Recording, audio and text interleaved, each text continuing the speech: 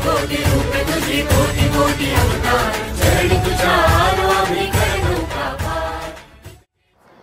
दरवर्षीप्रमाणे खास यंदाही Konkan live breaking news channel प्रस्तुत भव्य दिव्य गणेश सजावट स्पर्धा आणि यूट्यूब व्ह्यूवर स्पर्धा। या स्पर्धेचे प्रायोजक माननीय श्री विशाल परब, भाजपा युवा मोर्चा उपाध्यक्ष महाराष्ट्र राज्य।